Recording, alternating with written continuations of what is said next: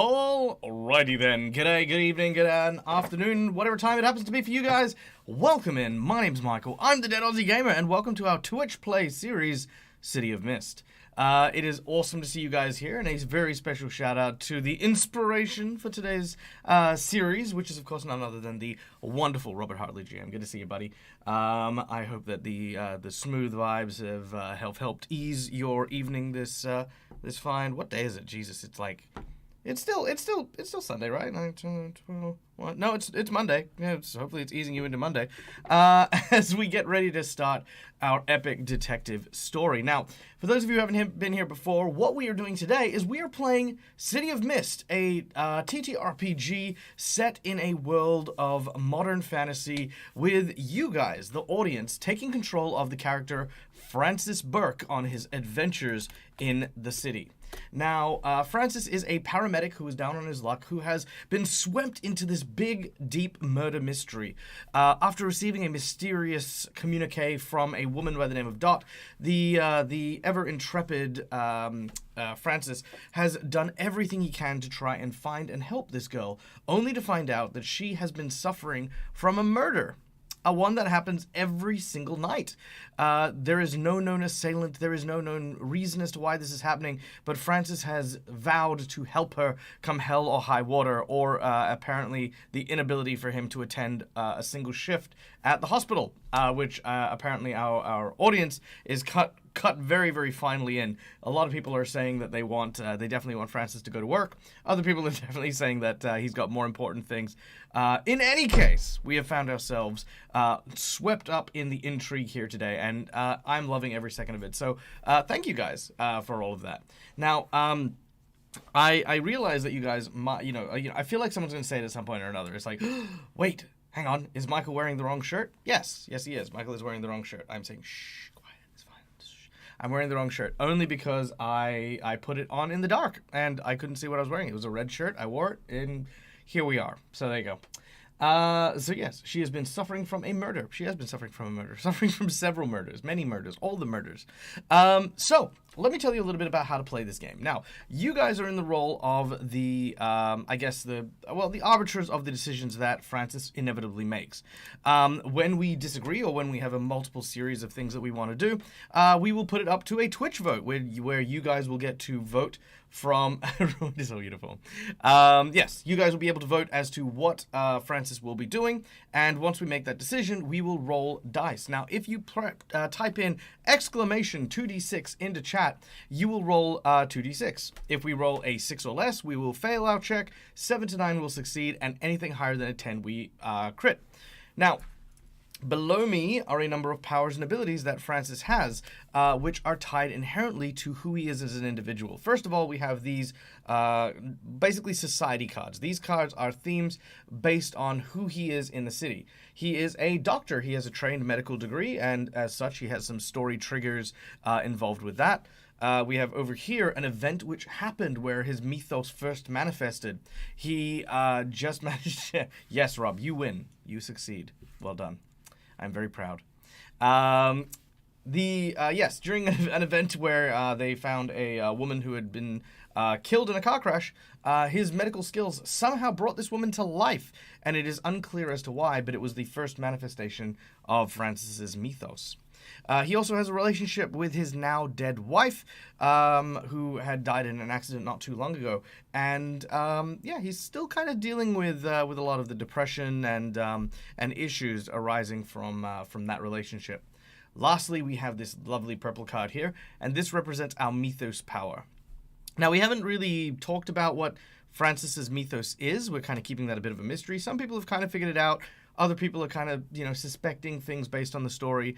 But your ability is the ability to perform a mental body scan. You can look at someone's body and almost get a perfect X-ray image of anything that might be wrong with them. In addition, you can actually do the biochemistry reading and take information about poison in their system or alcohol or whatever. In combat, we can kind of use this ability in order to predict the actions of someone that we may be dealing with. So these are kind of the abilities and powers that Francis has. If we have any questions, obviously, as we play, please don't hesitate to share it. As you can see above me, there are a couple of different things that will be played into as we play. Power boosts are, which we have just gotten a power boost from Corbo. Thank you very much for that. Power boosts are just a simple +1 to our checks, which we can use at any time that we like in order to try and succeed. Clues are things that we find from investigating, which allow us to get direct answers to questions we might have. And juice is kind of us pulling, basically just putting everything in overdrive and trying to succeed with a critical hit. It's basically a high-risk, high-reward maneuver. Now, you're probably wondering what this Fear of Dog is. Now, as we play the game, we will pick up story tags. We have some story tags that are good, some story tags that are bad. Unfortunately, we have not yet learned not to pat dogs we aren't familiar with. So, unfortunately, Francis has developed a very severe fear of dogs, and any encounter involving a canine creature results in a bit of trouble. So, there we go. Now, without any further ado, let's go into our... Oh, actually, no, let's thank our sponsors. Guys, thanks to our sponsors for the show. Hero Forge for the wonderful artwork you can see on screen here, including, of course, Francis. And what you can see is going to be our next encounter. We can also thank the people over at Son of Oak Gaming for City of Mist, which is a awesome game system that we're going to be enjoying. So, yay! Also thanks, Rob, for inspiring the show. There you go. Two thanks. Look at that. Psh, it's more than I've thanked you ever since I've known you. All right, so without any further ado, our recap. When last we left our adventure... where are my notes? Here we go. Okay. When last we left our adventure, our hero, Francis, had been confronting a man who had been able to manipulate fire and water in the showers of the hospital. He explained that he was an investigator looking into the issues with Dot, the young girl that you had been safeguarding, and who was currently staying at your house for safekeepings from whatever murderer seems to be besieging her. After a bit of back and forth, you learned that this detective's name was Salamander, and that, or Sal for short, and he was not willing to let Dot go unsupervised, as it were. Not quite trusting the detective, you took your time to try and come up with some plans, only to find the detective missing as you went to kind of confront him. Soon after, you received a call that Adam, your best friend and your partner in the paramedics, had also called in sick, even though you had seen him not too long ago, and it was actually his clothes you were wearing because he had given you some in order to get rid of the smell of the garbage heap that you had been rolling around with not too earlier in that night. After looking for Adam out in the parking lot, you found that Adam's car was gone from its parking space, but in its place, near a small plantoon, was a dug-up fresh grave. Within was the body of Woody. This was one of your first suspects for the murder of this young girl. Woody was the Woodman mythos, and he had been decapitated, which, ironically, wasn't enough to kill him. However, he now lies dead, still decapitated, but more dead than he was when you last spoke to him, decapitated, lying in this pile of dirt with stones filled in his belly. After calling the police, you decided to try and track down and find who was responsible by heading to Cheshire's Lounge. There you spoke with a few of the staff members there and found out that some sort of creepy shapeshifter was actually the person who was hired to replace Woody at his work while his head basically reattached, as it were. This led you to believe that maybe Sal or maybe even other people you had been interacting with over the last night have been, in fact, this doppelganger. So you returned very swiftly to the scene of the crime, in which you met, once again, Officer... what was his name? It was Officer O'Brien, that was it. Who had pretty much had enough of you because you were suspiciously loitering in areas. You've falsely accused a person of mischief in their own apartment. So seeing you was not a surprise, nor was it something that he relished. But after taking a quick statement, he did not hinder you that far. He did tell you to go to the police station, but you managed to convince him that you needed to finish your shift at work, which he agreed, so long as after you finished your shift, you were to go and report to the police station. No worries. Thank you so much. Bet you that guy did it. Don't trust him.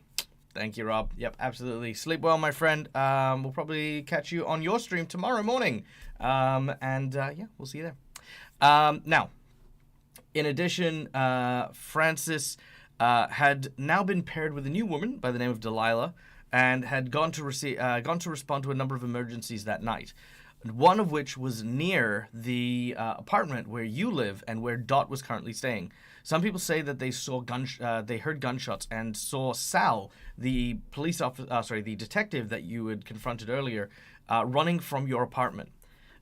You managed to bring Sal to safety, but decided to take no chances. You returned to your apartment after dropping Sal off in order to try and find out what had gone on. But there, lying in a pool of blood, was Adam, your best friend and partner. As he lay there, not breathing, with no pulse to speak of which, you noticed that the window was open. You rushed out in order to look and couldn't find anything.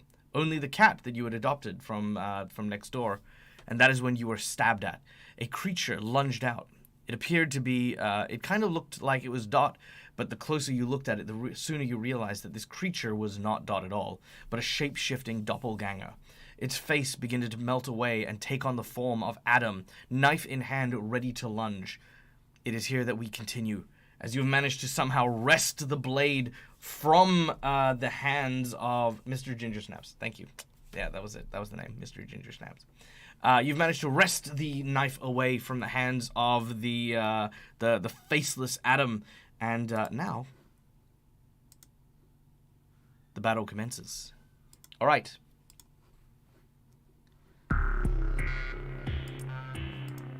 So, Francis looks over at the faceless creature. What did you do with Dot? Where's Adam? Oh, not where's Adam. Where's Alice? How did you even get in here?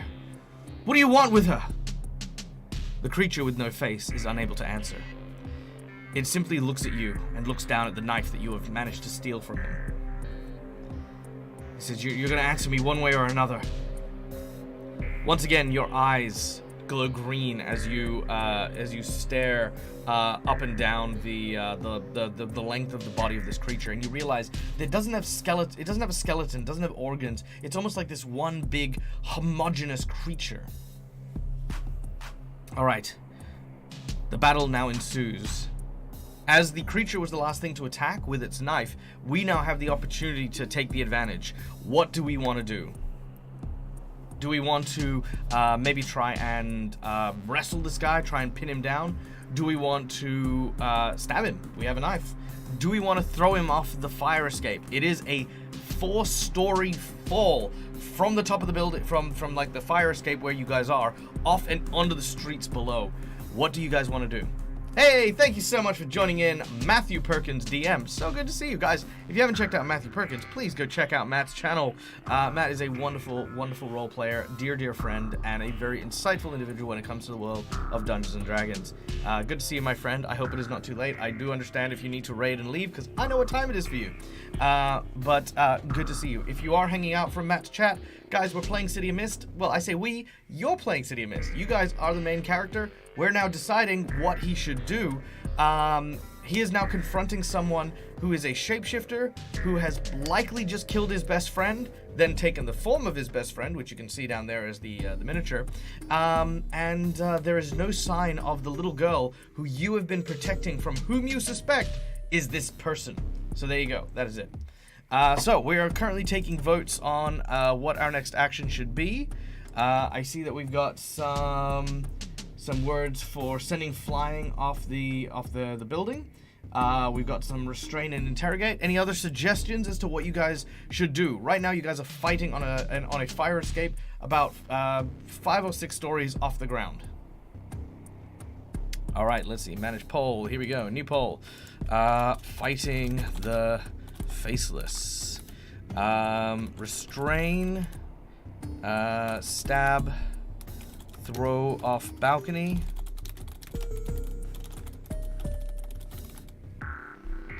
All right. What else do we have? Yep. Immediate threat first. This creature's Mithros Barba Papa. It's not, but I'm definitely keen on that one. It's a very good guess, though.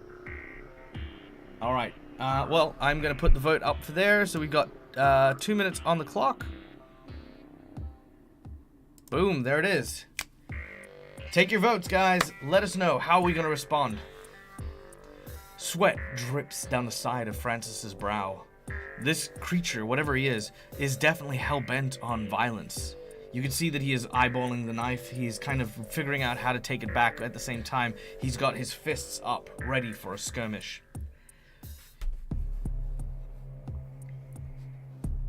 Alright, we got a couple of votes in already. We got throw him off the balcony. A couple of people saying throw him off the balcony. One person saying restrained. Whatever we do, we need to do it quick before Delilah runs in. That's very true. Downstairs, Delilah, our paramedic friend, is currently waiting for a signal. She is very likely to run in at any given time. So I'm going to lower this music a little bit. There we go. There we go. Let me know if the music's too low or too loud as well.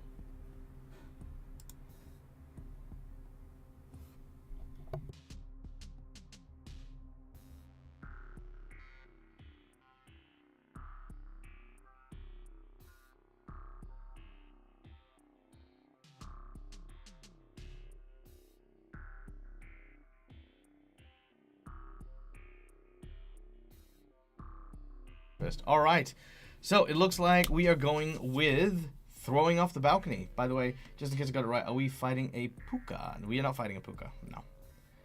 We need to warn her too if we throw him. That's true. That's true. We might need to because she's on the ground floor. All right, we are going to try and throw this guy off the balcony. So, guys, can I get everyone in chat to write in exclamation 2d6 as we try to wrestle this guy and hurl him off of the balcony?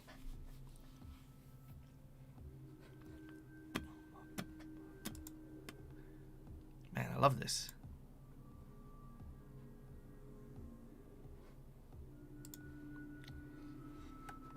Amazing. Oof, that's a 2. Got a 5. We got a 4. Oh, this is not looking great. We got an 8. All right, so that is a D4 that we're going to be rolling. All right, let's do it. Here we go. All right, that is a 3. So that is 1, 2, 3. Nah, with a roll of 5. Unfortunately, a 5 is not going to make it. Let's see. Can we add anything? Predict actions. Given we're instigating, I'm not going to say that we're going to be able to predict our actions. Let's see. Medical license, stalker sense, local hero, Adam friend, medical training. Yeah, unfortunately, that's not going to make it. We flip him with surgery. Even the power boost will only give us a +1, so that definitely will not get him over. All right. So Francis ducks his head down, and as he does, he manages to land directly in the center mass of this person. Before we are able to grab around and lift him up, he is going to take both his hands and slam it down on the center of our shoulders behind our back. All right, everyone roll 2d6 as we have to face the danger and avoid getting wounded.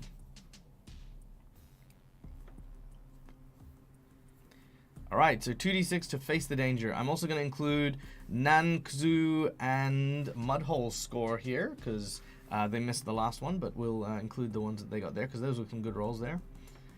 All right, so here we go. Oh, nice. Some good ones there. All right, now we're making it back up. So let's see. That's 1, 2, 3, 4, 5, 6, 7, 8, 9. We have one more for a 10. Hey, there we go. Thank you, Mana. All right, so that is a 10. All right, here we go. Rolling a d10. That is a 7. All right, let's have a look.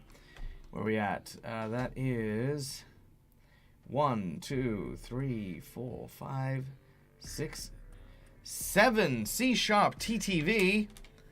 That is a 9 on your solid defense. Predicting actions can definitely go into this, which will make it 10. We managed to critically avoid the attack. As these two hands come down, naturally and instinctively, Francis's body crumples into the ground. He begins to kind of put his hands behind his head to avoid getting knocked out. as this creature lands the blow from behind. The exchange is furious. As the creature starts to lay in, you watch as the creature looks around. Your predicting actions ability notices that he sees what looks to be a small clay planter. He reaches over and rips it out of the side of the fire escape. It is filled with what I think to be maybe some mint leaf, some mint plants and stuff like that. This is definitely kind of someone's herb garden, on the level that you're on. Likely one of your neighbors or the like.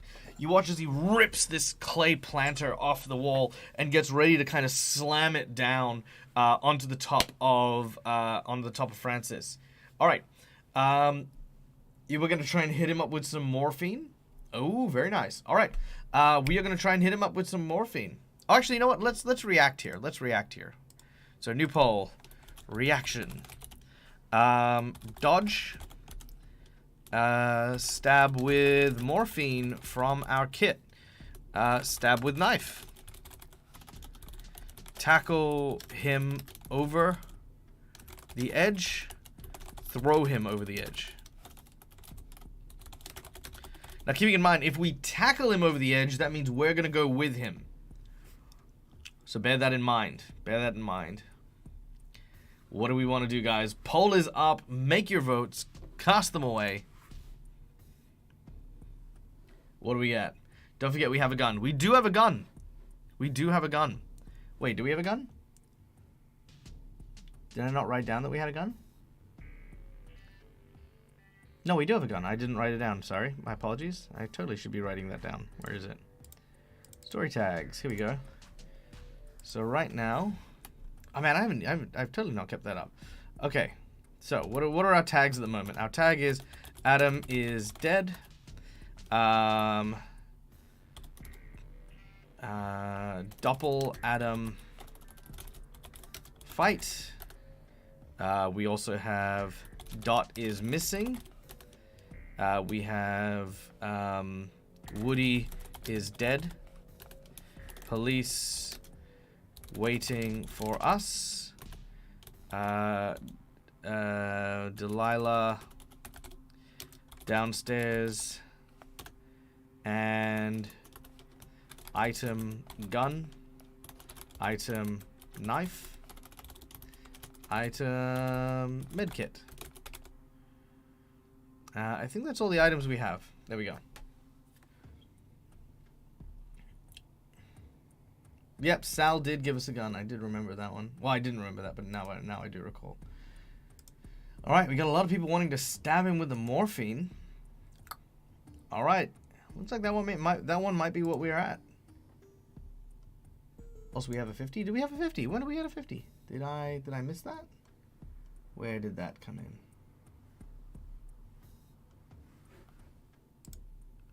I'm so sorry if I did miss it. Oh, we have $50 in game. Right. Yep. I gotcha.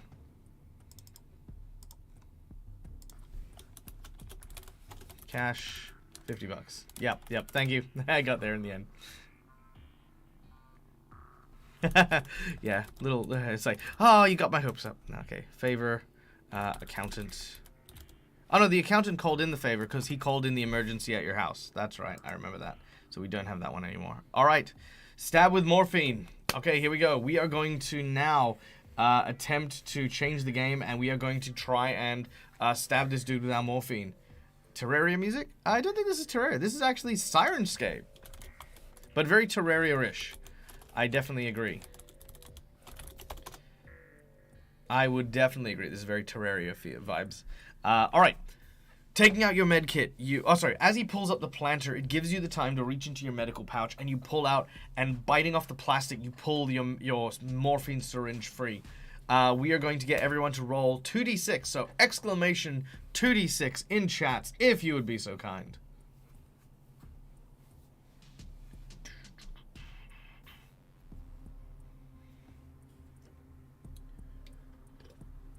Let's see if we can inject him with our morphine. All right, we got these rolls coming in. 1, 2, 3, 4. Keep them coming. 5. 6, 7. We're nearly out of D8.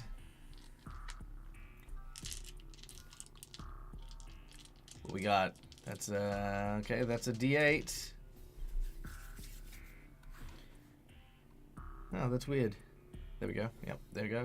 That's 9. Looks like we're up to the D10s. Okay. All right. Let's roll it and find out what we get. All right, that is a 6. Wow, let's see. 1, 2, 3, 4, 5, 6. Manaboy 422 with a score of 9. In addition, with a score of 9, we also have our medical supplies with the morphine. We are gonna play Stalker Sense as well. No, actually, no Stalker Sense. That's still 10. That's still fine. We're good. There's no such thing as a hyper crit, so we're good. All right. So, as he raises the plant above his head, you reach down and you stab him straight in his thigh. There's a large artery in the thigh muscle which you managed to try and hit. And with your mental body scan of him earlier, even though he's one homogeneous thing, as you inject the morphine, you notice that it has a extra effect. Because it doesn't have a circulatory system in the way that most people do, this creature, the biochemistry immediately begins to shift and change. You watch as the morphine spreads unabated, because it's not following a path, it just spreads throughout the whole creature. Its leg turns to water and suddenly pours down into the flight of stairs, almost like rain, as it were, as it just sort of goes down. You watch as the creature no longer can sustain its weight as the pot plant falls on it. The other leg then suddenly starts turning to water as well. It uses its hands to try and grab and hold on to the actual fire escape, but more of its body is starting to liquefy as it's falling downwards into the streets at this point. Anything we want to do in an act of desperation just before he, puddles on the ground? Anything at all?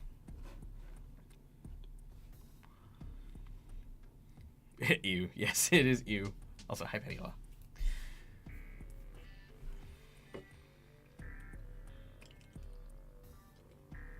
Can we take a leak on the puddle? We could, potentially. Put him in the plant pot? Like, take his head and put it in the plant pot? Do we specify lethal or non-lethal dosage? I think for the most part there isn't a lethal dosage on your person. Not without hitting him a couple of times.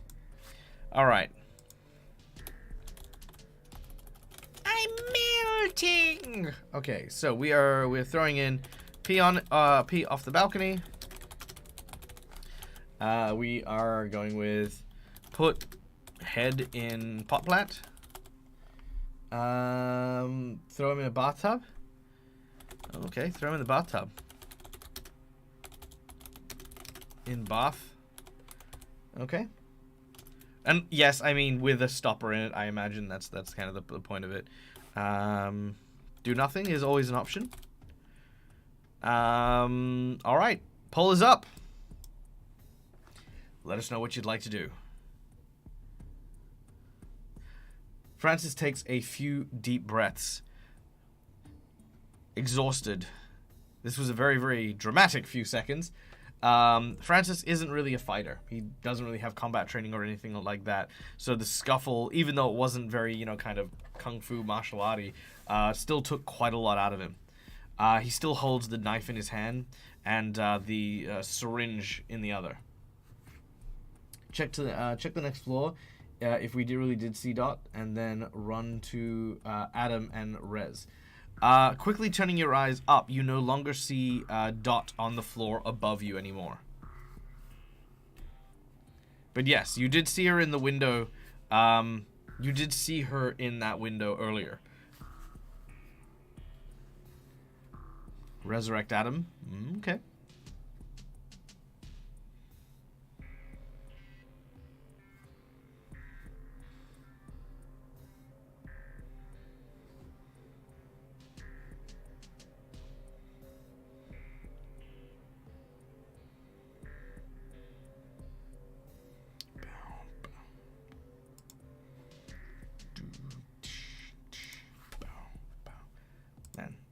I love the music.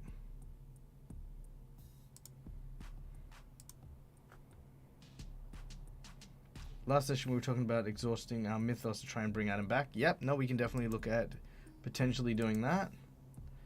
Throwing the torso in the bathtub. Alright, looks like that is what we're up to.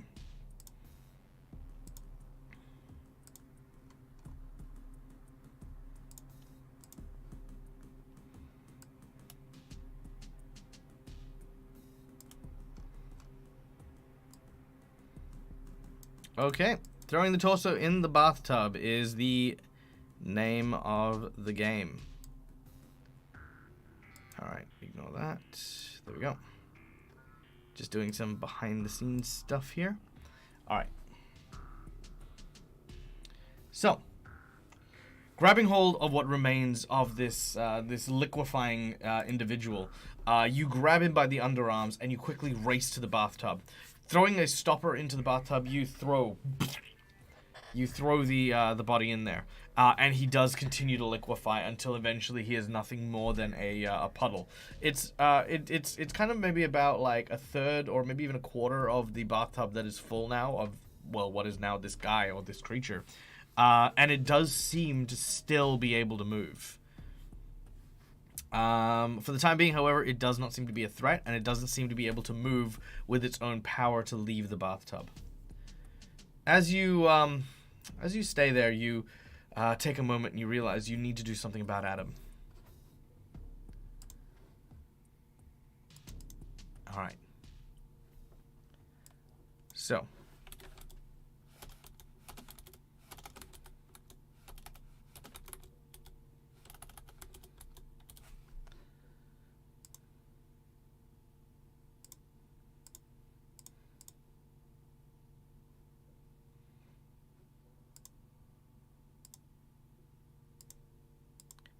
Outside, rain begins to pour.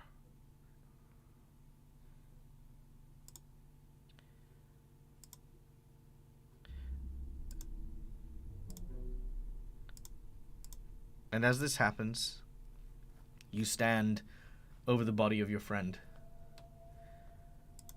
I can't believe I allowed this to happen. If only I was here sooner. Gods, Adam just wanted to help me. All he ever wanted to do was help me. He didn't deserve this.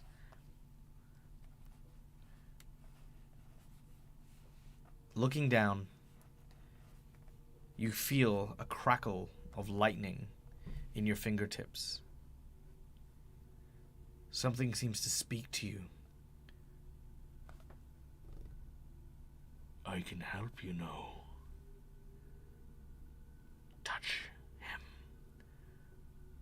Reach out to him and speak the words of the first raised man. The storm will do the rest. You look at your hands, which continue to crackle with that green lightning and that energy. Alright, guys. Big question. Do we resurrect Adam? Yes. No. Yes, he's our friend. No. Man was never meant to meddle. Well, I can't fit the whole thing, but yeah, you get the idea. Alright, here we go. The poll is up, ladies and gentlemen.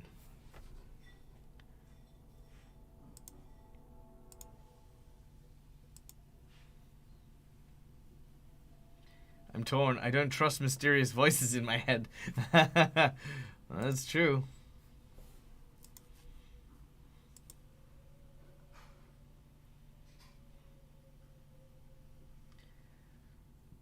Ooh. Hey, Dazzle, 1 year! Hell yeah, happy anniversary, my dude.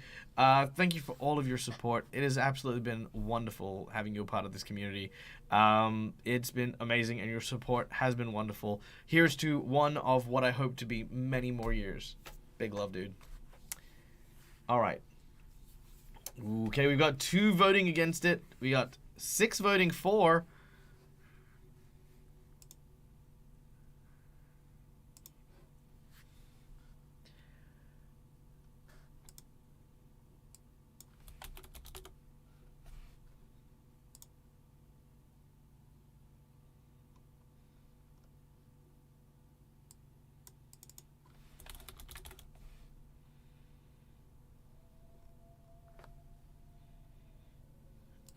right.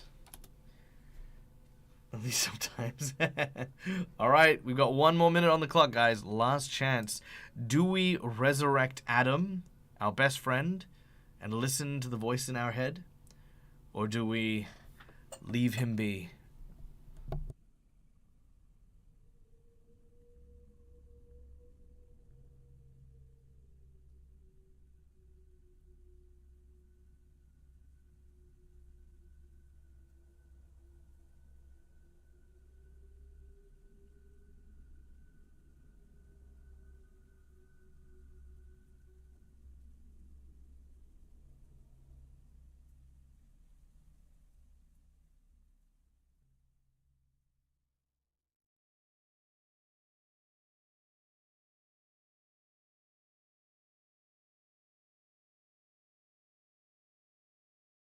Thank you. We are bringing Adam back. All right, here we go. Let's see if I can do this. Maybe.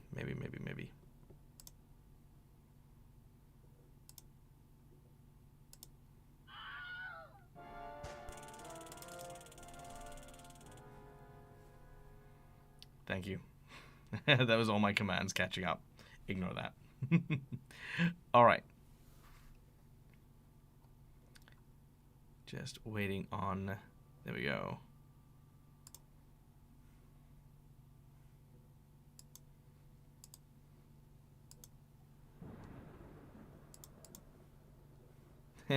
Totally worth it.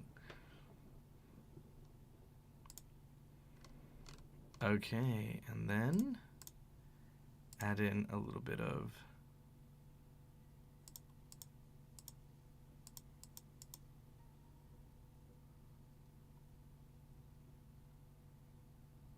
all right. The thunderstorms roll, and the crashing of the wind and the rain against the windows is all that you can hear. You quickly turn and you shut the windows, closing the blinds. You know that Dot is upstairs, but for now that'll have to wait. You take a deep breath. You think back to a moment where you were in the back of an ambulance, a woman bleeding out from a car crash. That same spark. You remember it. You remember this feeling. But the name, the first to be come back from the dead. Who was it? It's the name that's on the tip of your tongue as you return to the cold body of Adam. You reach out, and as you do, lightning begins to crackle over your fingertips. You watch as your fingertips blacken, and as they do, I'm going to get everyone to roll 2d6, as we are going to try and hit this with all we have, and try using all of the power of our mythos in order to try and bring back Adam.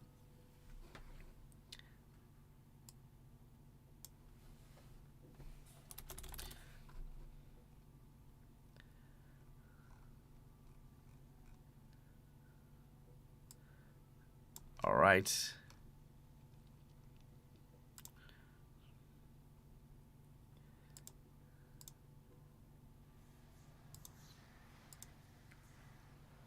Okay, here we go.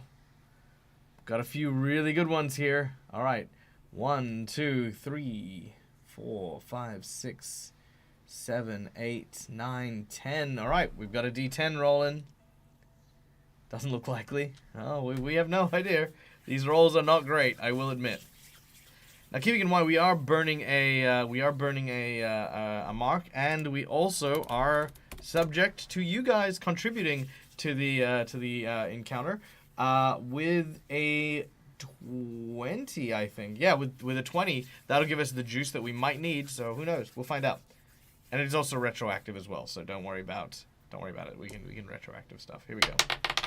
All right. Our roll is a 5.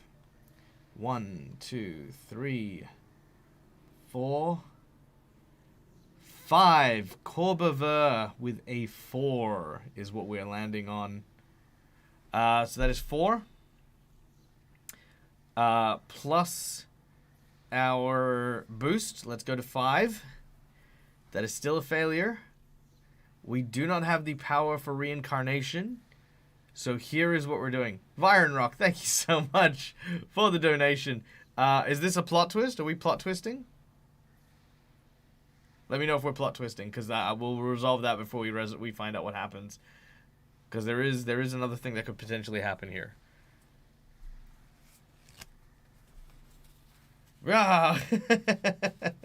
All right, let's get that plot twist going. Or is that 2 extra power boosts? I mean, 6 to 7 to 8. That'll work, but there will be a drawback. Okay, it is a plot twist. Okay, not a worry. Let's see what we do with this plot twist. 1, 2, 3. Okay, your checks are a black mark, not as it seems, or cause and effect. Can we get a +1 with reading biochemistry? Unfortunately not. Alright, so those are your 3 choices. The black mark, not as it seems, and cause and effect. Those are the 3 ones. What would you like to take?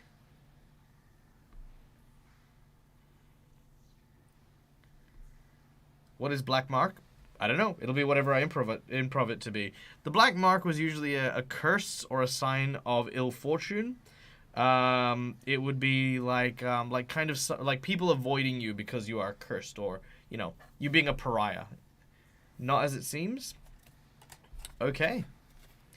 Done and done. So, lightning continues to crackle. And as it does so, it continues to rise.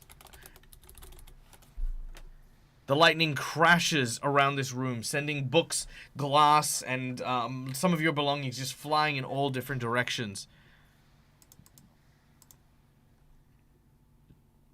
As it does so, there is suddenly a massive explosion of energy that just flies out in different directions. I don't have the sound effects for this, but just you know, yeah, go with it.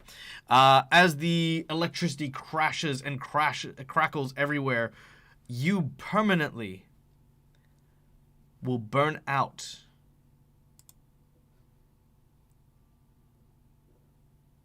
One of your themes, specifically your resurrection theme. So that is now permanently burnt out. And in its stead, you are gaining a new mythos power. Your mythos power is going to be the ability to resurrect. And what you see, as you begin to cast this long shadow of lightning and energy, where is it? Here we go. The visage of what looks to be an elderly man with glasses over on your eyes, over on his eyes, stands over you. Lightning sort of being channeled from the world around you that's kind of seems uncoordinated and seems very, very unrestrained. You watch as he kind of starts to pull it in closer and closer. As he does, hopefully we can go through here. There we go. All right. As he begins to pull the lightning in closer, he begins to focus it into his palms. And you hear the voice once again say, "Speak the name of the one who was born first. Who?" All right, at this point, who was the first person to be resurrected? Or who do you think this individual he's talking about that has come back from the dead? Who do you reckon that might be?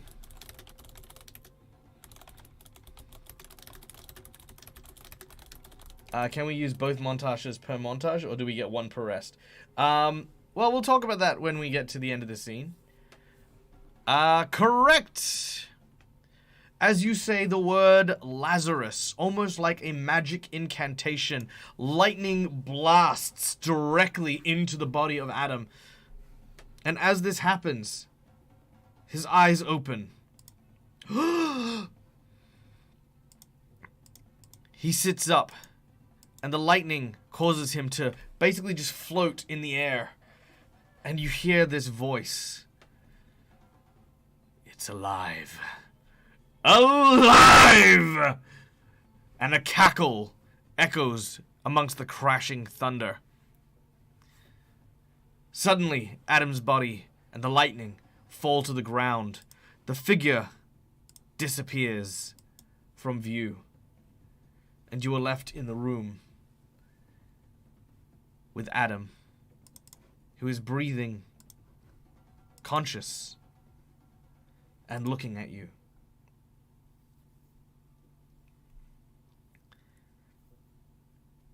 He says,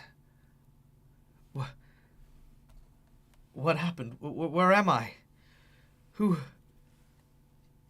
He says the next following words, which rip into you. He says, who are you? Pediola, no worries. Catch the VOD a little later. We'll see you when you get back. Alright.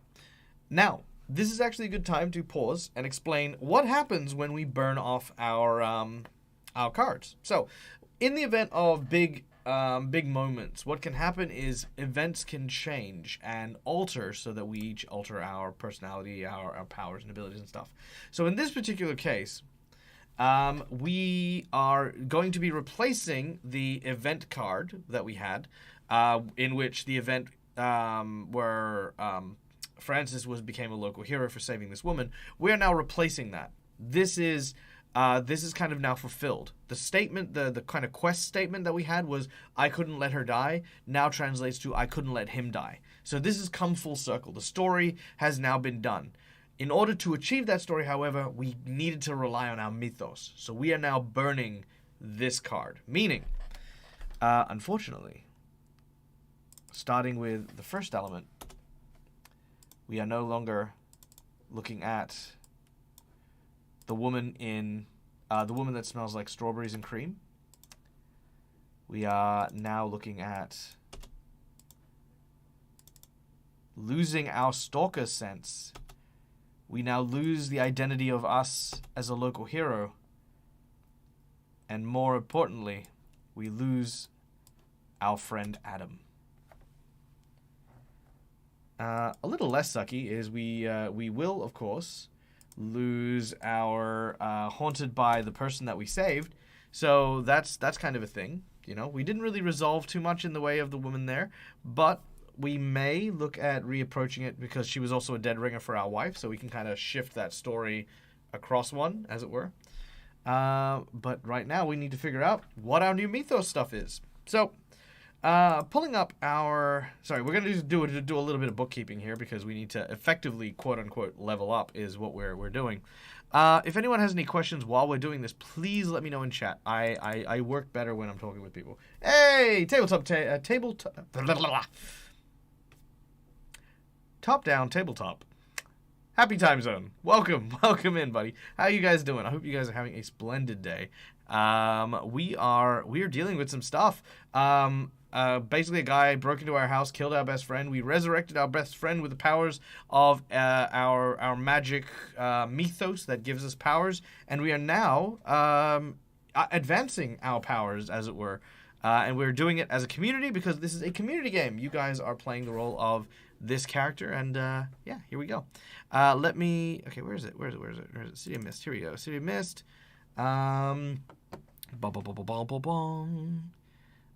Player actions, player things, player guide. Come on, where is it? MC guide. Because it's on that screen, let me move it over here. Here we go. Okay, player's guide. There it is. Boom. Okay, so now, when deciding on a mythos, we need to decide what would be best to represent the power of life and death. It's a tongue twister. That's why we introduced some random words each week. Doing well, though. Getting some coffee and donuts. Oh, delicious. Delicious. Absolutely. Well, you are always welcome to hang, my excellent friend. You and, of course, the entire team over at Top Down Tabletop. And, guys, please go check them out. I definitely recommend them. I've spent many days hanging out with them, and these are another group of individuals who help and support not only myself, but a bunch of our friends as well. And we love to give shout-outs for all the cool things that people do.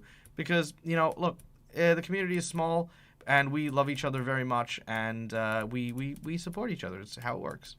All right, so here we go. Mythos powers. Bum, bum, bum, bum. Okay, so when it comes to the Mythos powers, we need to find something that is going to be as close as we can to the idea of resurrection. So there is adaptation powers, which are the ability to change things from one state to another.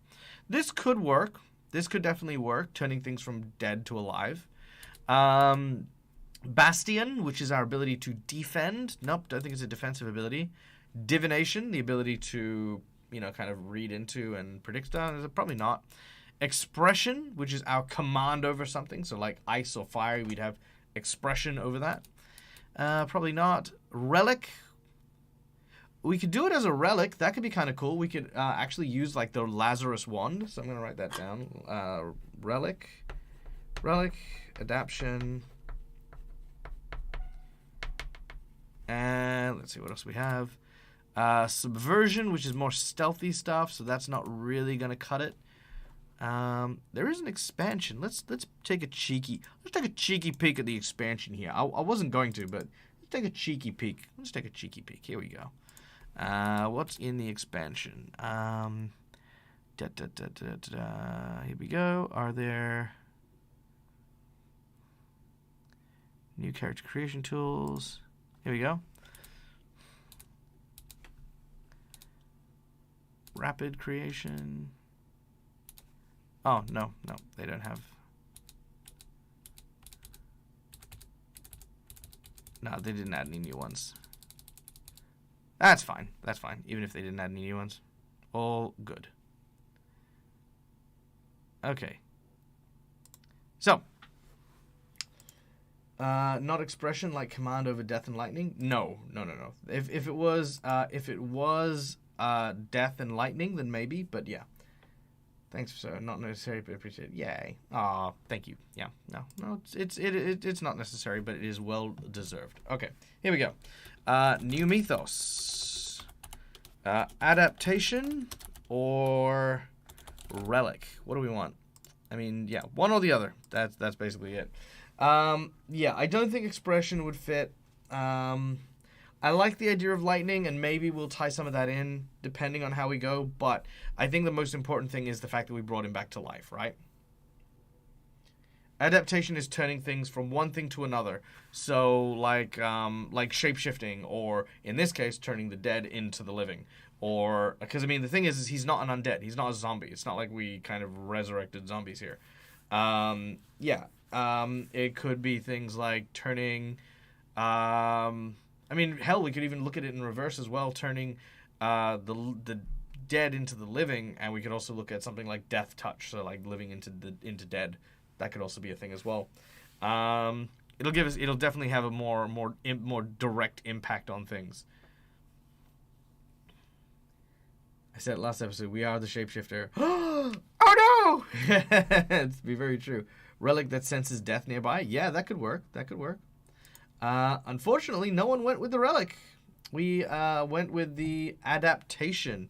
Unless you guys want to do the vote again. Was that vote too short? Let me know in chat. If the vote was too short, I'll do it one more time. Because obviously this is your character, so I don't want to, cut it short on that one. Let me know in chat if you want me to do the vote again with a slightly longer timer. Do it again just in case? Okay. All right. We will do it again just in case. All right. So, mythos power. Yeah. Okay, we'll do the vote again. Okay, so adaptation and relic. There we go. Yeah, I did notice that there were a few less people voting. So we've got 5 minutes on the counter here. There we go. All right, 5 minutes on the counter. Boom. So I'm going to explain the choices again. Choices are adaptation, which is your ability to turn something from one form into another, right? This is represented in things like shape-shifting, alchemy kind of thing, you know, that sort of stuff. A relic is that you are using an object or something as a conduit for your power. So in this case, I would say it would be the Lazarus Wand. The Lazarus Wand was a fabled instrument that was used in order to harness lightning for the use of Frankenstein's experiments, which of course I'm fairly sure everyone's now figured out who our mythos happens to be. An advert for Peanuts just showed up. Aw, that's sad. Yeah. Elemental manipulation also kind of comes into this category. Magic, as it were. Yeah. Gotta have peanuts. Gotta have peanuts. Green Lantern. Yeah, I'd say Green Lantern is expression, right? It's about exerting your control and expression over like the light energy or the energy of will. I'd say adaptation would be more like Zatanna, for example. Like if someone cast a fireball at Zatanna, Zatanna can like wave her magic wand and turn it into butterflies, right? So I don't need to keep it a secret anymore. No. No. I think it's pretty cut and dry. I think it's pretty self-fulfilling there.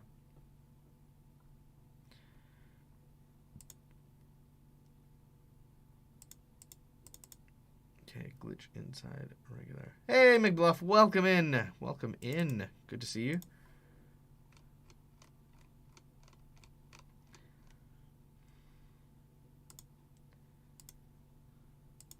All right, looks like we're going with a relic. All right, relic it is, I believe, unless we want to, there's a sudden surge. Okay. Very well. It looks like we are going with. By the way, the way Woody died is how they killed the wolf in Red Riding Hood. Yes, it is. It is. It was very much the way, almost as if that was intentional in some fashion as to how Woody died. What could that mean? Could mean anything. Pretty convinced the wolf is out there somewhere nearby. It's true. It's true. The wolf might be up to stuff. If we take adaptation, would it only change one set of things like death to life? No, I'd say it'd be able to manipulate things like here and there. I'd say it'd be able to kind of do both potentially. Relics of mythos that are not items. Most relics in the items of mythos. Okay. All right. Cool. I think we've got a definitive winner. So I'm going to start on the relic, but I mean that could change if like a big raid comes in and switches the vote. But in the meantime, let's read on about the relic mythos, and we'll go from there. So. Let's see. Myths and legends are full of magic items and objects. The mojo, wanga, the gree bags of African culture, which could hold powerful prayers and spells. Neptune's trident, which gave the bearer command over the seas and waters. Best 2 out of 3. Maybe. The seal of Solomon was said to hold the power to command demons. The Irish fae folk, the Tuatha De Danann, had 4 magical treasures that they cherished: a cauldron, a spear, a sword, and a sacred stone. People are not the only rifts. Sometimes a mythos manifests through an item called a relic. This item could be one such special thing as a necklace passed down for generation, or something mundane like a baseball bat.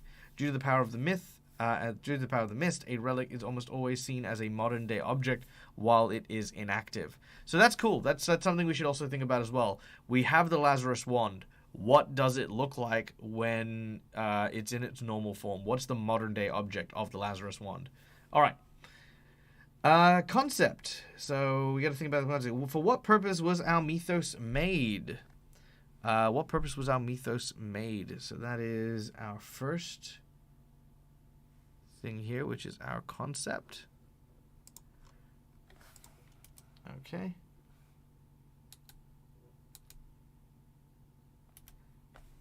Okay, so what purpose was our mythos made? That one's nice and easy. Mythos to raise the dead. Boom, there it is.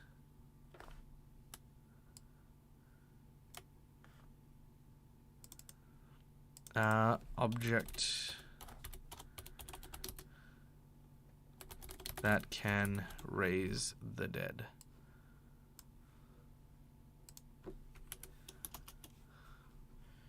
All right, there we go. Mythos, boom. That is the concept. All right, morphine pen. That's a good idea. All right, next thing, I have a few details about the legend. Okay, so that's fine. Answer the first question and then choose 2 more questions to answer. Okay, so I'm going to pick these at random because I feel like there's just a lot of stuff here.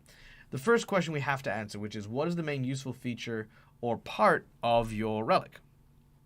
That one is nice and simple. That is, can revive the dead.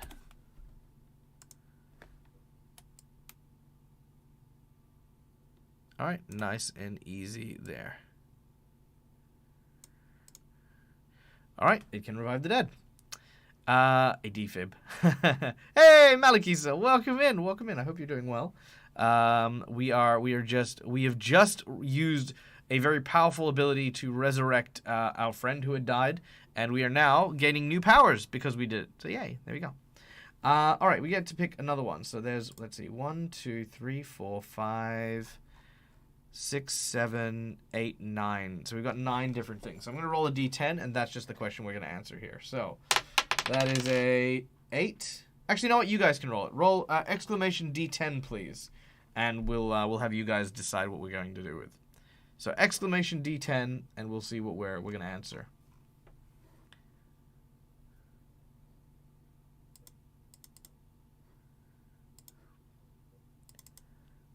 All right. Just need to...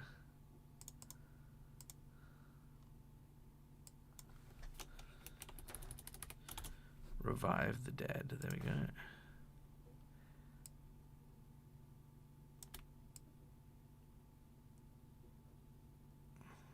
All right, cool. Very nice, very nice.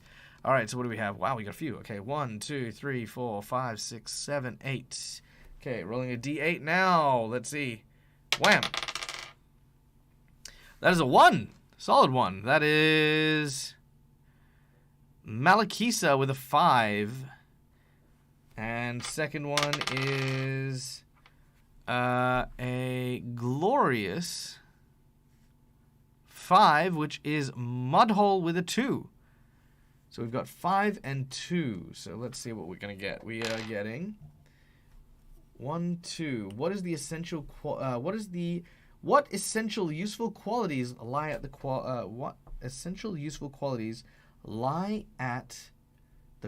of the relic? What essential useful qualities lie at the core of the relic? Okay. All right. So I like that one. And then 1, 2, 3, 4, 5. What is revealed to you through the use of your relic? What is revealed to you from the use of your relic? Okay, that's interesting. Interesting. Okay, so two pretty interesting questions here. Interesting. All right. So let's start with the first one, which is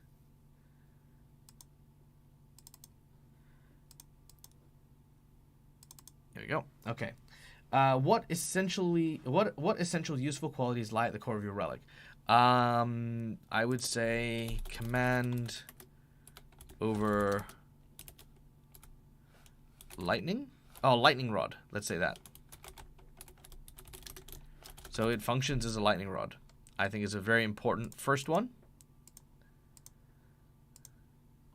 Oops, that is the wrong thing. Which I'll just leave that there, but that is the wrong thing there. Okay. Lightning rod, I think, is another good one. Okay. A relic is a box of Viagra. Revives the dead. That's pretty good. That's pretty good. Allergic to bullets. As a weakness. That could be fun. All right. And then, so, lightning rod revives the dead. We've got that already. And then, what is revealed to you through your relic? What is revealed to you through the relic? Oh.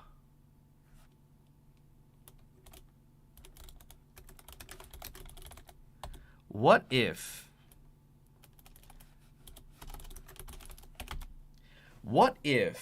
after we resurrect someone, right? Now I want to get opinions on this. What if our power, the new lightning rod, when we resurrect someone, we resurrect them without a soul?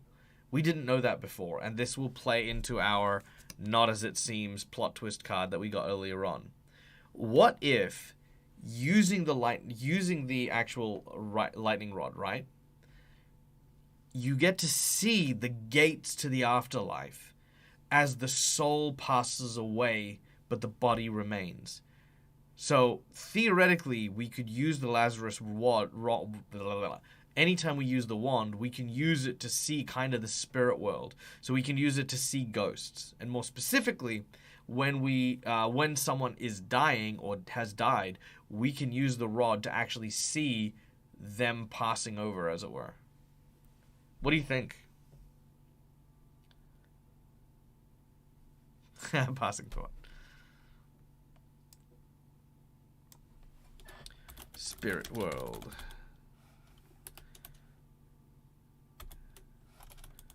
See spirit world.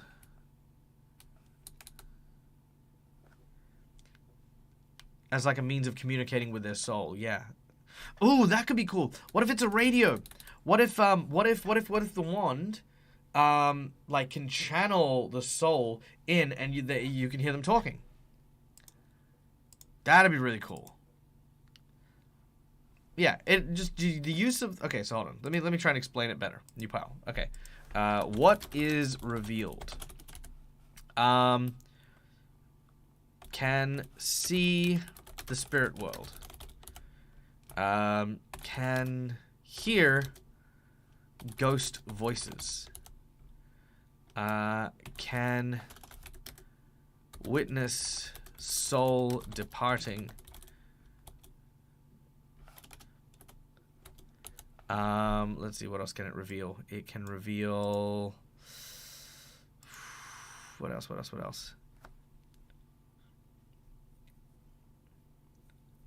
What kind of behavior would you get from someone with no soul? Very good question. Very good question. I mean, what is a soul? What does it mean to them?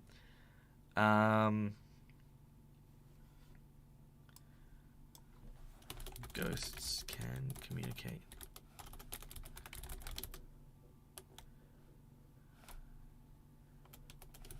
Hear ghost voices.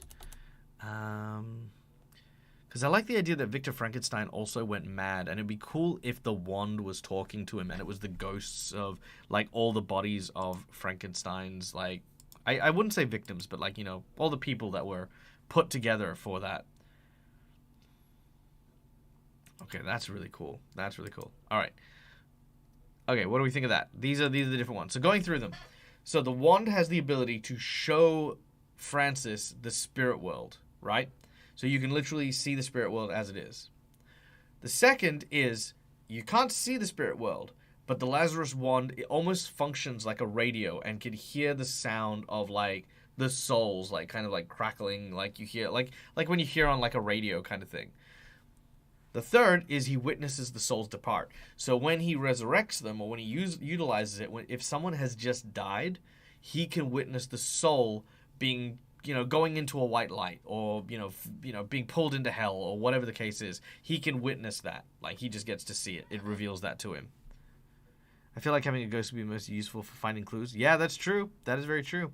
Hey, Dragon at Rest. Nice to see you. Welcome in. Welcome in. We're currently discussing a new power that we're building up. Our character has recently resurrected our friend Adam, who was dead, using our mythos power, and we now are acquiring a new power called, basically a new relic, and we are deciding what one of these relic powers is. So there's a vote in chat at the moment for the power to be either the ability to see ghosts, the ability to hear ghosts, or the ability to witness a soul departing from this world. So we can't really see ghosts. It'd be more specifically when someone is dying in front of us, or when someone has died in front of us.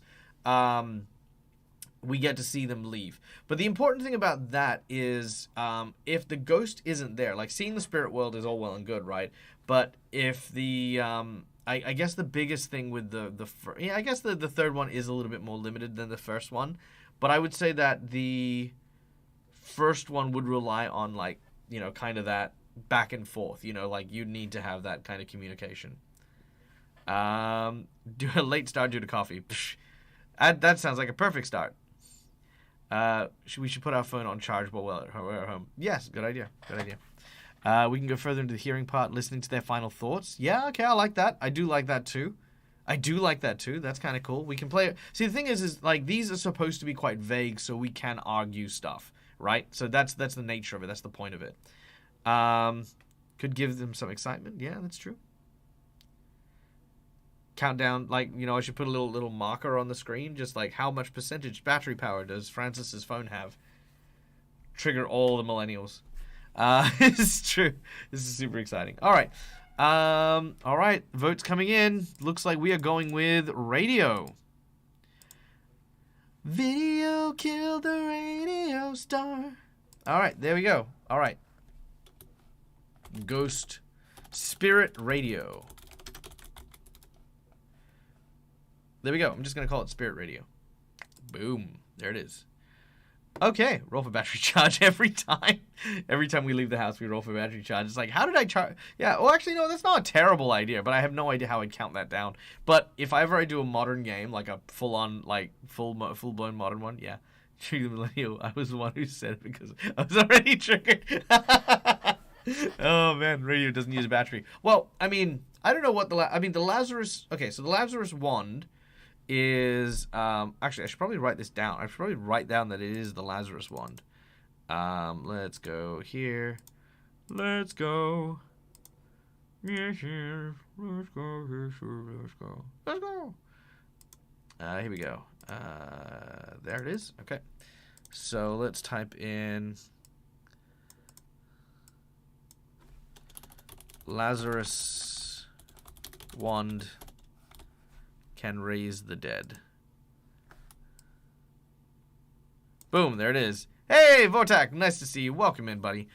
We are just putting the final touches on a new power our character has just earned, which is down here. It is the Lazarus Wand. We've just resurrected our friend by overcharging our powers, and which means that we have actually burnt out one of our cards, and we've now got a new relic. We got a new power. All right.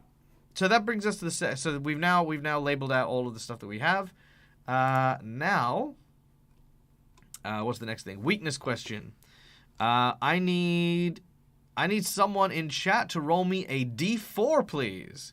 This is the weakness tag question. So we're trying to find out what our weakness is. We'll get a quote. The quote is next. Yep. So we have one more. All right, so we got D4. Let's go. We got a 3.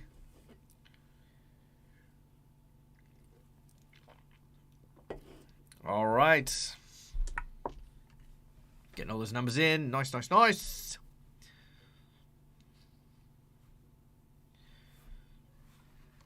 One, 2, 3, 4, 5. Can we get a 6th one so I can roll that D6? All right, let's roll it. 1, 2, 3. 1, 2, 3, 4. That is Vortak. Vortak with 2. So that is B. What can interfere with the power of your relic? Ooh, that's a good one. What could interfere with the power of our relic? Okay. It's a great question. What can interfere with the power of our relic?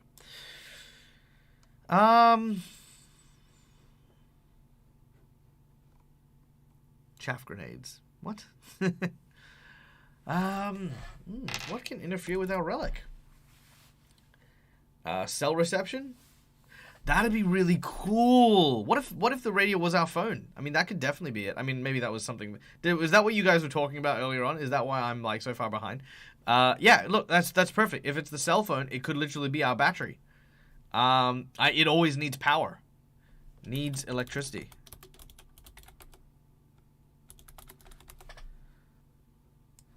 Yeah, needs electricity. That's perfect. I mean, makes sense for Frankenstein's resurrection machine to need to actually need stuff. Yeah, but it kind of works out. It really does. It really, really does. It does work out. I'm also gonna put down here. Where is it? Here it is.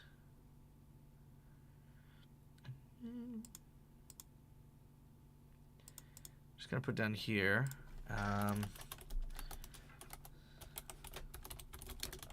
Mobile phone is its normal form. I like that. I like that straight up. So it needs its battery to work, and if it's out of battery, then it just doesn't work. That makes perfect sense. All right, now we have our mystery. Choose a mystery for this theme, a question that your mythos wants to explore, investigate, or discover answers to. It could be related to your power, your legend, or your mundane life. For example, with Solomon's Seal, what are the Shedim planning behind my back? For Hangoro, where can I find the one who seeks enlightenment? Mojo Bag, what did that witch doctor do to my unborn child? Jesus. Okay, yeah. So you can try exploring questions like questions about the destiny of the relic, fears of losing yourself to the relic and becoming true reliant on it, the seeking the maker of the relic. Okay, there's lots of cool stuff there. I think I'm gonna veto this one. I think I've got a good one here. Where I'm going to say,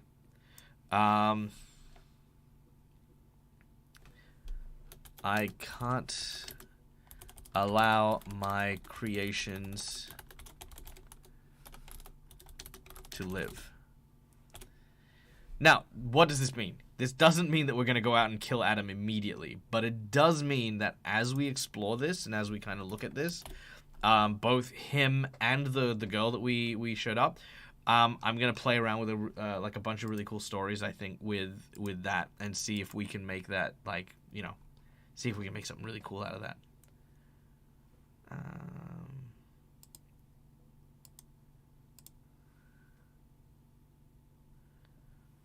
All right, there we go. Wunderbar. This looks great.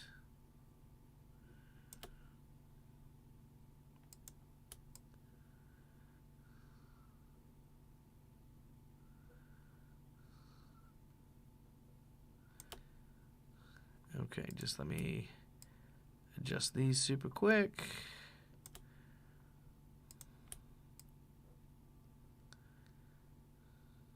Yep. Can't allow my creations to live. Because I like the idea of like the whole man was never meant to meddle kind of vibe. Very, you know, kind of very much like a cool kind of angle of it. But we can explore that. All right. All right. And I think the title of it, so the title is definitely the thing, blah, blah, blah, blah, relic themes and improvements. Yep. Cool. All right. And I just need to adjust very quickly Francis's medal. So we have built that up. Choose another broad power tag, which we've done. So this is effectively us leveling up. Adam is resurrected.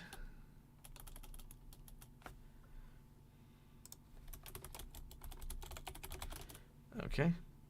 We've gotten rid of the event logos and added in the relic mythos.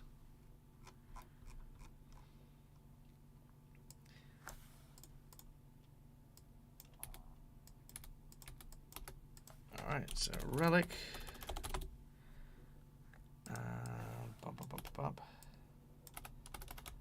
All right, mystery is. Okay, identity is Lazarus Wand. which is a mobile phone. Identity, yada yada. Mystery. I can't allow my creations to live. Power tags. Okay, so we got A, then C and F. So A is revive the dead. C is lightning rod. So we can actually redirect lightning with this as well. Lightning rod. And F, spirit radio. We also have B, which is needs electricity to work. Yep. So if there's no electricity or if something is grounding us, that's a whole thing. It also means that if we are, like, say, out in the storm or in the weather, we could get blasted by lightning. That's another thing I think that's kind of important. All right. And with that, we have now finished our level up. I feel like there's more of an issue of what's happening with if you're needing... I feel like there's more issue with what's happening if you're in need of redirecting lightning. Yeah, well, I mean, it wouldn't necessarily be lightning. It'd be like electricity in general. So, like, let's say we shoot down a power line and the lightning tries to, you know, sort of zap us. We can use the Lazarus wand in order to redirect that lightning. Or if we want to, we might even be clever with it, and we could remove remove electricity from, like, say, an electrical panel and try to short it out, for example, or overcharge it and trip a fuse. There's controlling. I wouldn't say control. Like, we couldn't create electricity, but we could definitely redirect it, and that's the important thing, I think, with that lightning rod ability. All right, cool. I think we did it. We quote unquote leveled up. Spectacular. All right. Good job, guys. Let's get back into it, shall we?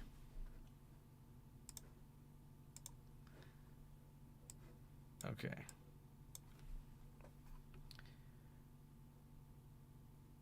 Let's go with some. Here we go. All right. In the middle of your room, you lie back against the bed. Again, all of your belongings and the like have been just thrown into disarray and shambles. And standing there, or sitting, should I say, in the middle of your room, in a pool of his own blood, is Adam.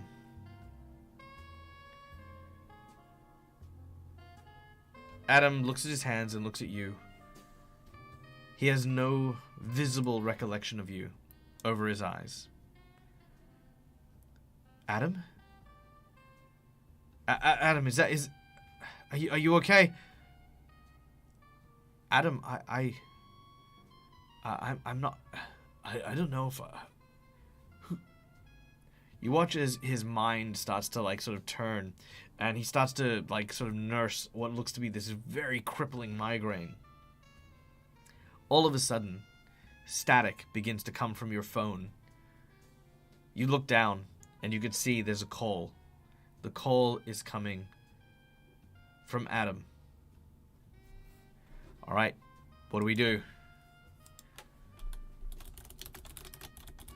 Adam is calling, but we can see Adam in front of us. He doesn't have his phone in his hand.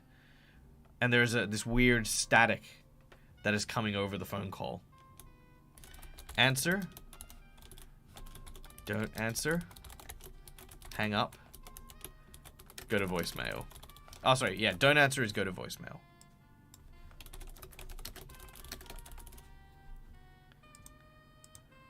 All right, there it is. Turning ourselves into Static Shock character. Yeah, kind of, a little bit.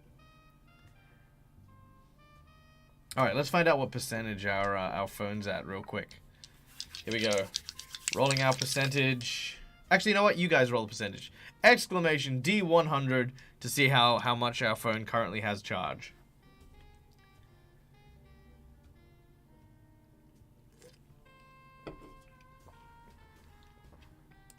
I remember Static Shock as well.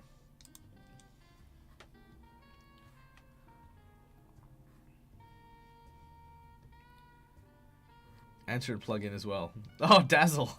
7% on the phone. That'll be brutal. 15%. Wow, wow, wow. Okay. Hey, Sordak, nice to see you. Alright, we got a few ones here. I'll wait a little bit longer and get some more D100 rolls and see what percentage. Creative Garden. What kind of roll is that? A 3? You're not gonna lie, I kind of hope that we do get a 3%, but, you know, like, we'll see. We'll see. Alright, what are we at? We got 1, 2, 3, 4, 5, 6, 7. I said 15%, but, you know, that was because it wasn't important. Now it's important. Now we should know. And besides, it might have run down a little bit more. Who knows? I don't know. Been having nightmares about it.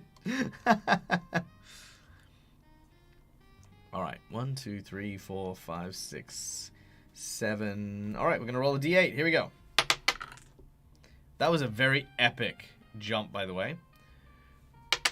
But it did not land anywhere. 4. Alright, where are we at for 4? Scrolling back up. Okay. 1, 2, 3, 4. Malakisa with 28%. So, how do I do this? Alright. Let's go with...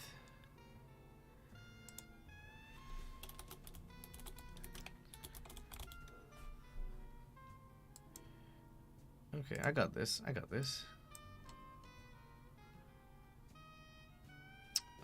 Let's go with something a little fun, a little quirky. There we go. And then maybe... Yeah, that'll work. Okay.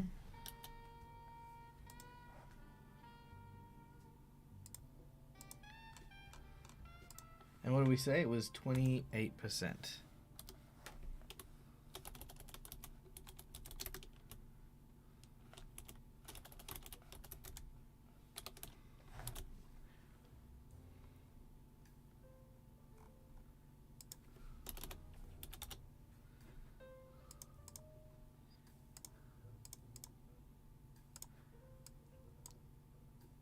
All right, there we go.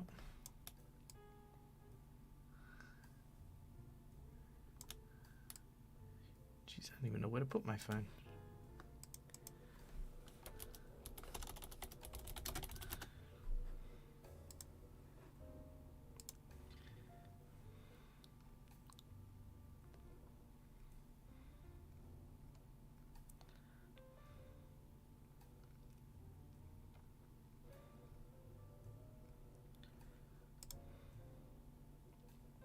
Oh, that'll do. Okay, hold on. I got this.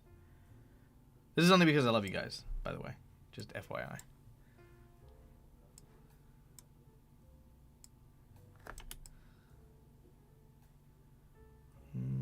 Let's put that up here.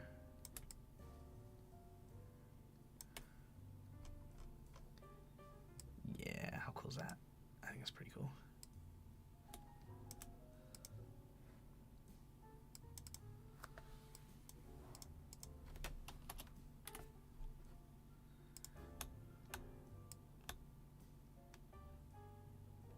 That's cool, right?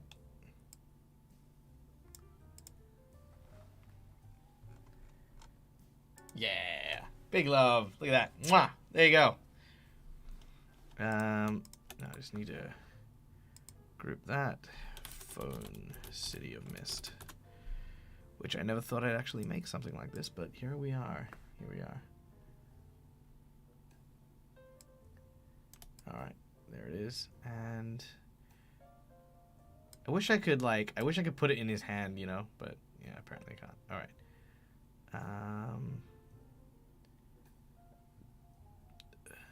Actually, you know what? Maybe I'll put it behind there. That's a good idea. Good thinking. That's a perfect spot for it. Because that way we know, where we need it, right? So, yeah, there it is. So the phone is at 28%. Cool. Beautiful. All right. All right, we are answering the phone. Okay.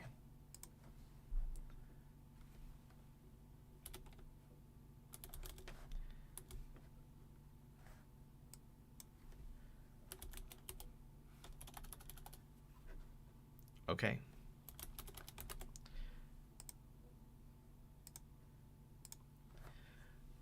As the phone rings, buzzing,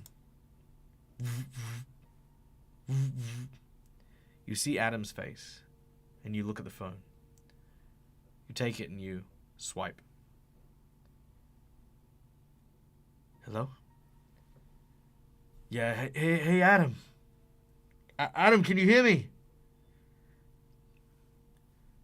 There's no sound initially. Then suddenly,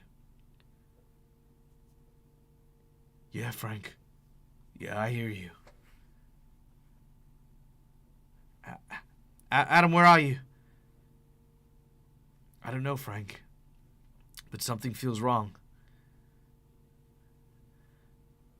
Look, are you really Adam? I don't know. I'm so confused. It's just you're here and then you're not and then you were. Hey, listen, Frank. I don't have much time. Okay, you gotta listen to me. The kid's in a lot of danger. She needs to go back, Frank. She has to get out of town. What do you mean? You gotta get her out. If they catch her, it's gonna be a whole world of hell to pay. They need her, Frank. They need her? Dot? For what? Why do they need her? Look, I gotta go, Frank. But listen, don't give up. I know, I believe in you. And after all, you're my hero, man. You're my best friend. And then suddenly, the phone cuts. Not because you're out of battery, but you've lost the signal. There's a moment where the other Adam, the one standing in front of you, suddenly stands to his feet, and you look at him. He hasn't said a word, but you knew that the voice on the other side was definitely the Adam you knew. All right. I'm going to say that a conversation like that, a short conversation, will take up 5% of your battery. So there we go. You're now at 23%. All right.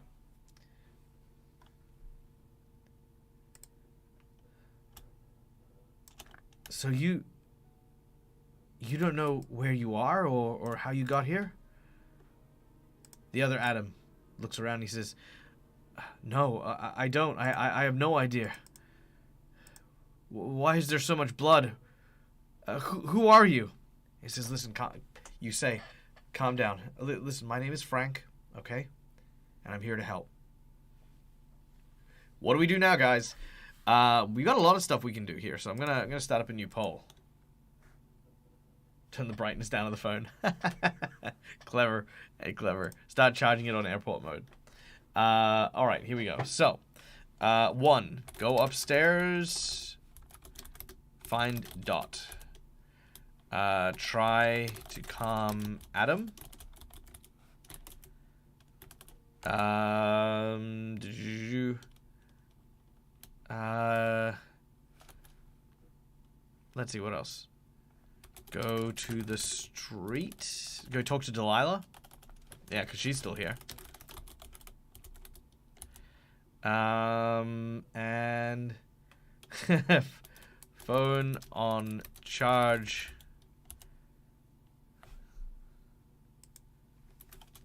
Feed cat. There, done. Phone charge, feed cat. Done. That's now on the poll. Boom! Where to now? Alright. Boom, there it is. Here are our choices, here are our options. We do need to get back to work too soon. Yes, that's true. Delilah is downstairs expecting there to be some sort of medical emergency. Which, of course, we conveniently have one in the form of an amnesiac Adam. Very true. You also notice, and I'm going to say this as well, you also notice that Adam's migraines seem to stop at the same time as your phone stopped ringing. As in, after you'd finished your call with the Adam on the end of the phone, his migraines stopped. So yeah. Hand Adam off to Delilah and go find Dot. Yeah, that's true. That's true. Could do that.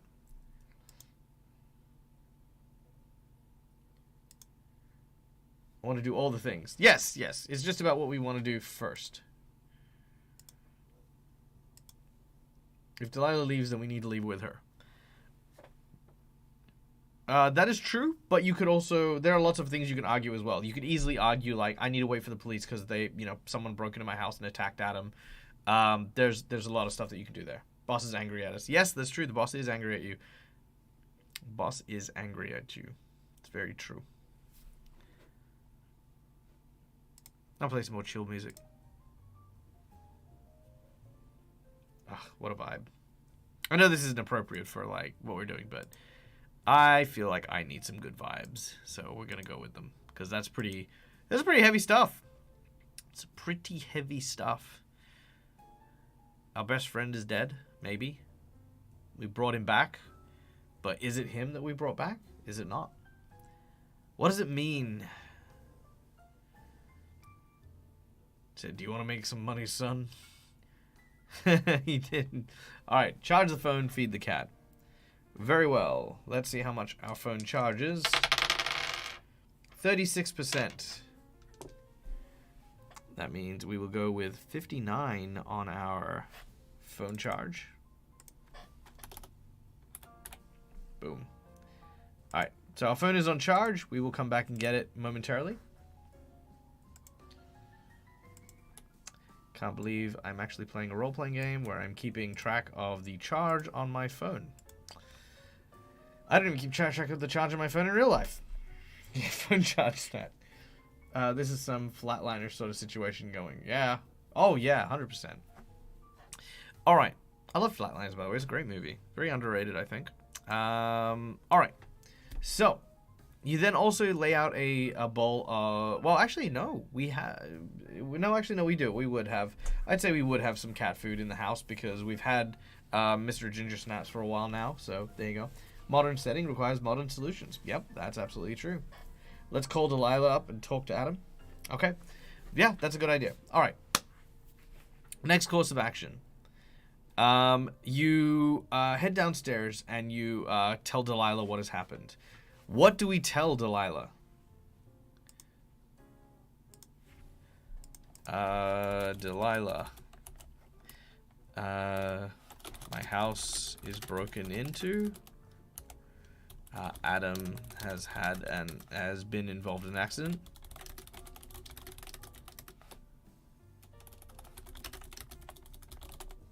Do we say nothing's here? Say you were attacked.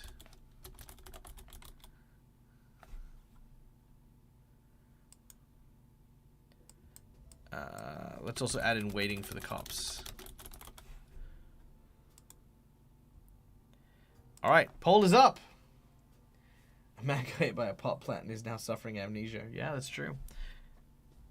Except the detective comes in and says, that pot plant's not broken. And where'd all this blood come from? Oh, by the way, I will say that you can also very rudimentarily examine the wounds on Adam's body, and you find out that yeah, he had been shot in the shoulder. We mentioned this before. Yeah, on his left side, just beneath his collarbone. This, caused massive bleeding, which is what led to his death. Now that he has been revived, you actually notice that there is almost like a different coloration, almost like a plug of flesh that is now in his shoulder that goes all the way through. So it's a different color. Like, it's not the same kind of pasty white that he is. And it's the same shade on both front and back. Break the pot. Yes, he got hit by a pot. It just hit him.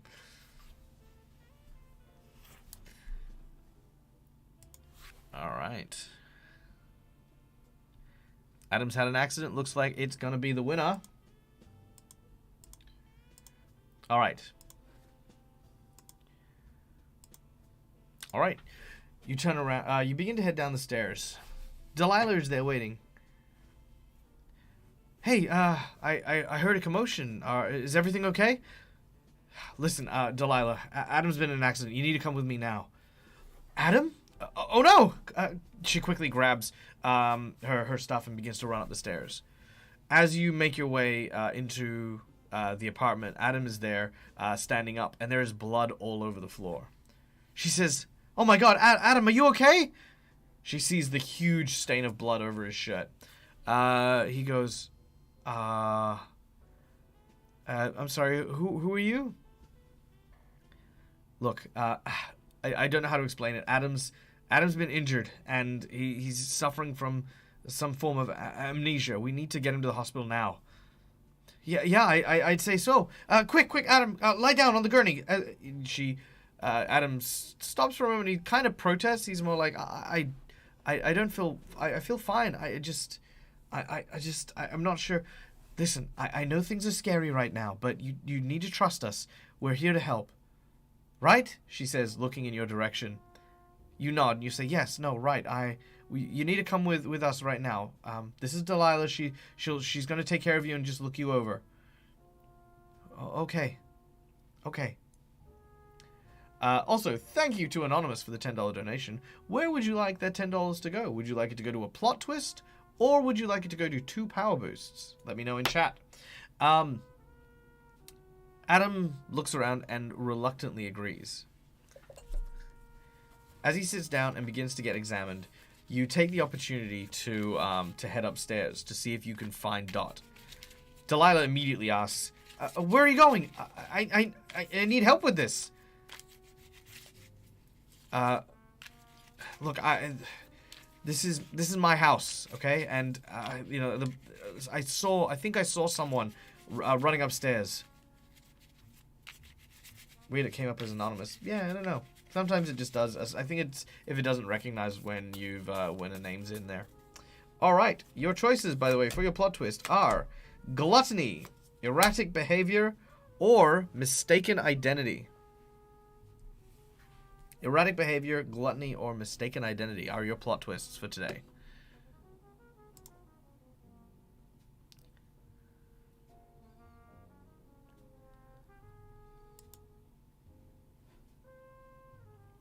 Two good ones. There are a couple of good ones there.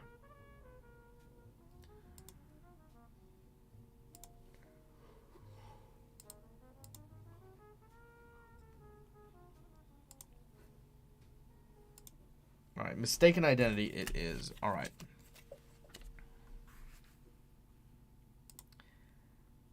All right.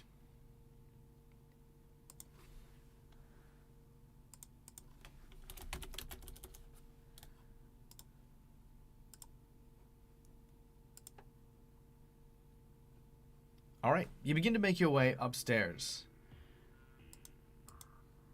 And as you do so, you can see that there is signs of some kind of an attack. You can see that on the walls there are these marks. Initially, you don't think too much of them, but on closer inspection, the plaster is still fresh, and the powder comes off on your hands. Almost as if someone or something had driven a knife through the door or through the wall. As you head up, you look around, and it's very quick that you can see that there is a door with several knife attack stabs directly into it. It doesn't seem to have gone through the door. The door is locked and secured. This is the one directly above your apartment where you saw Dot. You knock on the door. Dot. Dot, it's me. Are you in there? There's no answer. You knock again. Dot, look, I found the other guy. Okay? He's not gonna hurt you. I think we've stopped him for now, but I need to know if you're okay. I thought I saw you up here. There is no response. What do you want to do? Do you want to try to break in? Do you want to try and come in from the window? How would you like to approach getting into the house?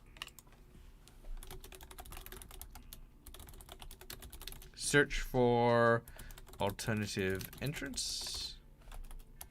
Break door. Lockpick. Try window. Outside.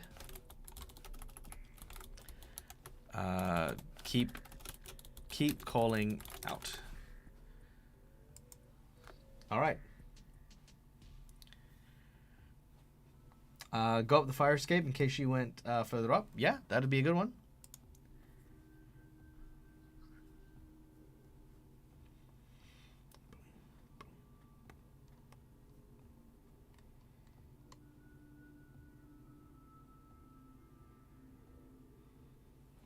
Hey, thank you so much, Coffee Blades, for the follow. Welcome to the crypt. Please enjoy your stay.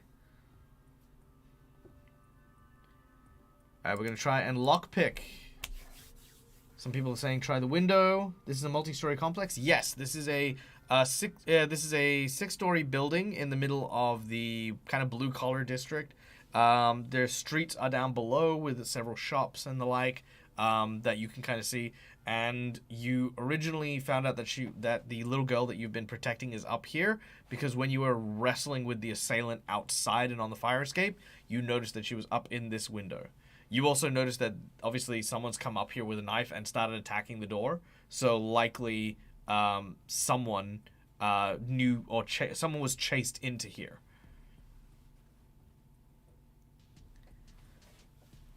All right. Looks like we are going to attempt to lockpick this door. What is the alternative? The alternative is kind of like searching for keys, stuff like that. Start shouting out for our cat. That could be interesting. Bust down the door. Bust it up. All right, yeah, that could be it.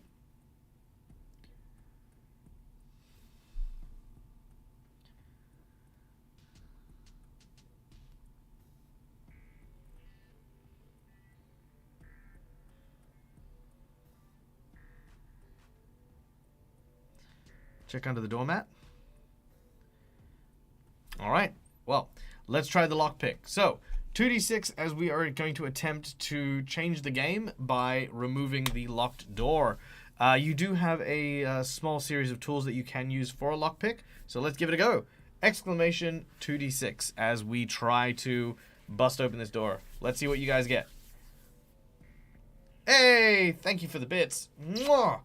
Oh, and the last bits too. You know what? It is always a very telling individual who gives the last piece of cake, who donates their last bits. It's always just, it hits me right here. Hits me right here. All right. Let's see what we get. Here we go.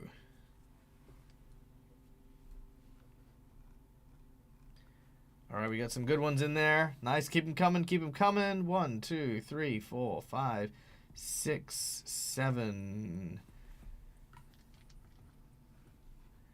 All right, exclamation 2d6 to get your rolls in, and then we will be rolling randomly to see which one we get.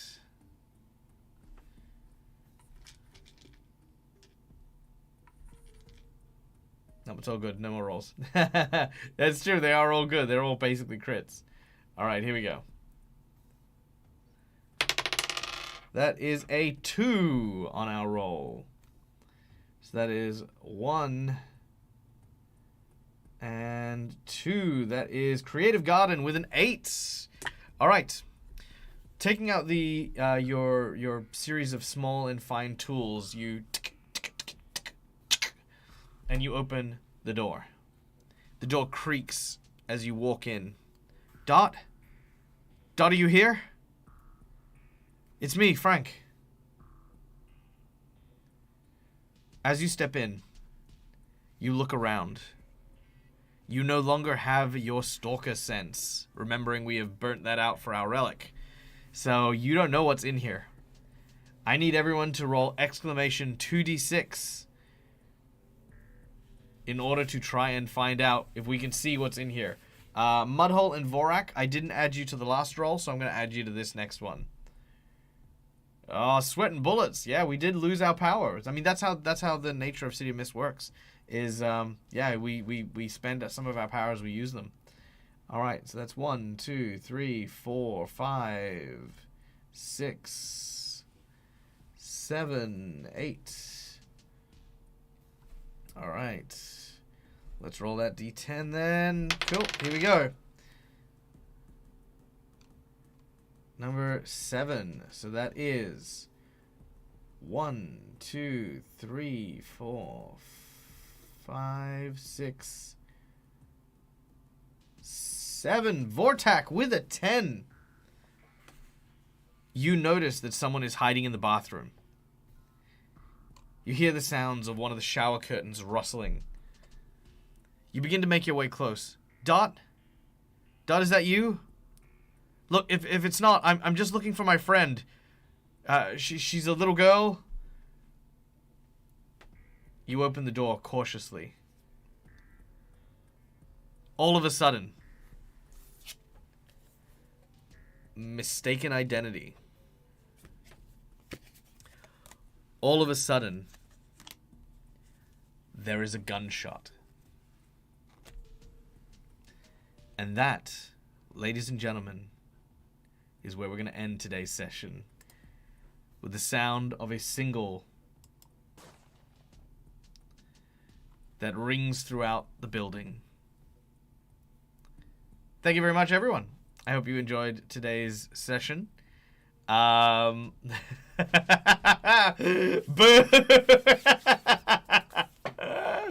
Oh, what a cliffhanger! Yes, I know, but we're 2 minutes out, and that was just the perfect.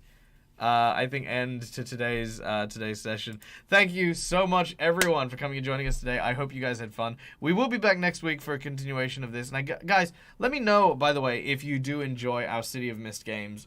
They are a lot of fun for me. I do enjoy them. They are teaching me a very new style of TTRPG, which I've never really done before. Dag likes to make you cry. I like making everyone cry. No. It's all about drama. It's all about the story. Because, again, actually, this is really important. This is a really important distinction. The guy who attacked you had a knife but no gun. And the knife had no blood on it. However, as remember, Adam was killed by a gunshot. And the room that you've just entered is the room where Dot is, and you've just, well, there's been a gunshot. Whether or not it's hit you and what it's done, we'll find out next week. But lots of plot, lots of intrigue, lots of suspense, lots of really, really cool stuff here. Yeah, lots of cool things, so I can't wait to delve into that. Guys, thank you so much for coming and joining us. If you guys like what you see, please go and hang out with us on Discord. There is an entire City of Mist chat for you guys to decompress, for you guys, and we have our wonderful friend Mythical Turian, who has done a episode breakdown of every single episode. So if you don't have time to go back and watch all these episodes, yeah, go read that, go check that out, because it is full of just some awesome stuff. I will be putting together my all of the City of Mist episodes in a playlist and posting it in that chat sometime soon. So be aware that that's the thing. So yeah, Cool. Thank you very much for all of the wonderful donations. They not only mean a tremendous amount to me, especially right now, as you guys can see down at the bottom of the screen. I'm right now saving up for a new computer because my studio computer is currently on the fritz, so it is currently dying. But thankfully, you guys are really you're helping me make leaps and bounds. I'm gonna only probably leave it on for another week or so, and regardless of what we have, this is plenty to get me on my feet to be able to get a new rig. So thank you so much in advance for all of your donations, all of your kindness and stuff like that. We definitely got shot by the big bad wolf. Maybe. I mean, Dot is the obvious answer, but when have I ever been obvious? So I mean, we'll see how that goes. All right. Thank you, one and all. We hope that you have a wonderful day, evening, whatever time of day it happens to be. Till we meet again, as always, from me to you. Oh wait, no, wait. Shh, I'm signing out too early. Let's go raid someone. Who's raidable at the moment? Who's doing stuff? We have Mendari. Ooh, actions and reactions. What are you guys about? Oh, you guys look like you're having fun. Maybe we'll go raid these guys. Hold on. Let's calm down the frickin' music first. Jesus, freaking stressing me out. Is it stressing you guys out? Let's get the jazz back on while I look for someone to raid. Hold on. Whew, there it is. Look at that. Jesus. I mean, maybe it was just me, but that was just the whole thing. All right. So, let's see. Who is out and about? Who is doing things? Who is alive? Our dear friend Mindari is alive doing stuff. Action reactions. Episode 24. Let's see. What are you guys doing? Are you guys doing cool things? Let's see.